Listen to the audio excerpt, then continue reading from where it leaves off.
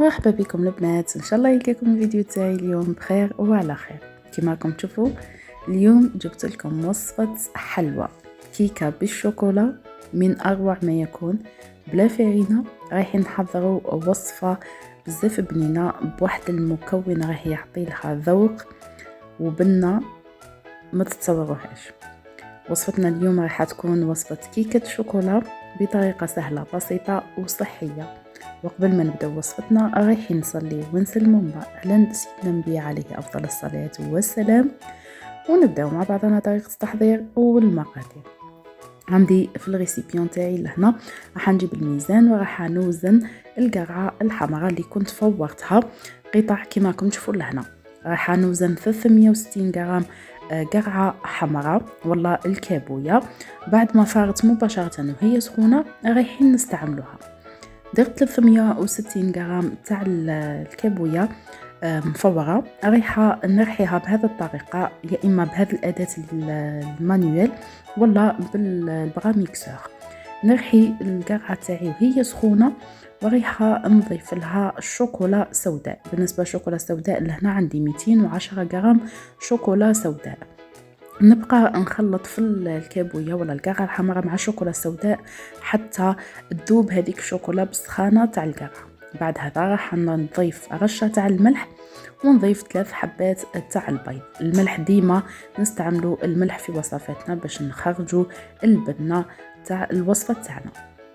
كما راكم تشوفوا لهنا ضفت 3 حبات تاع البيض. نخلط البيض مع القرعة والشوكولا بهذه الطريقة، ورايحة نضيف 150 غرام بودرة اللوز. نضيف 150 غرام بودرة اللوز مع ملعقة خميرة الحلوى. بعد هذا نتحصل على هذا القوام. جبت لو بلا تاعي ولا لو مول تاعي، فرشت فيه ورق الطهي وراح نفرغ فيه الخليط تاعي تاع الكيكة.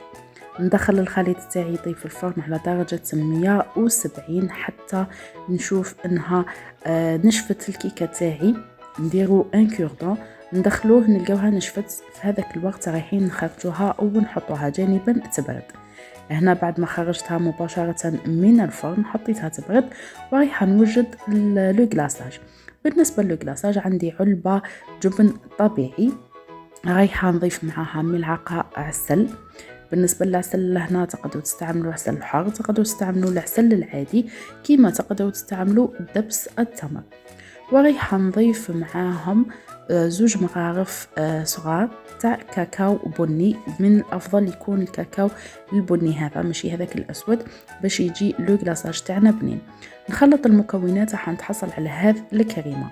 بعد هذا رايحه نجيب لاسيت تاعي اللي راح ندير فيها لا بريزونطاسيون ونقلب لو كيك تاعي بعد ما كان برد.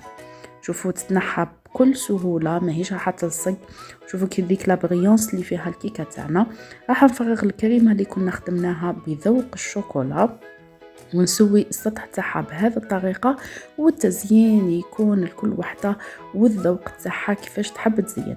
انا هنا زينت باللوز بودره مع حبات تاع اللوز، يعني التزيين بسيط جدا، يعني كل وحده هنا عندها الاختيار. بالنسبه لطريقه الطهي تقدري طيبيها كما طيبتها انا في مول فاميليال، كما تقدري طيبيها في دي مول انديفيدويال. وصفه تجي بزاف بنينه البنات، خفيفه تجي مشربه تحسيها كانها براونيز. وصفه من اروع ما يكون، ماشي حلوه ماهيش ثقيله وصحيه فوق هذا كامل صحيه. المكونات تاعها كما شفتوا فيها الكابويا، فيها اللوز وشويه عسل يعني وشوكولا، ماهيش حاجه اللي حلوه ياسر. كانت هذه هي الوصفه تاعي. شوفوا كي قطعتها لكم كيفاش تجي من الداخل، صدقوني تحسوها مشربه بنينه من اروع ما يكون، يعني من اروع الوصفات اللي حضرتهم في قناتي. نتمنى البنات انه هذه الوصفه بالذات تجربوها وتخلوا لي ارائكم واقتراحاتكم اسفل الفيديو. راح نخليكم البنات ونقول لكم نتلاقاو ان شاء الله في فيديو جديد. ما تنسونيش بالجيم والتعليق فضلا وليس امرا. سلام البنات.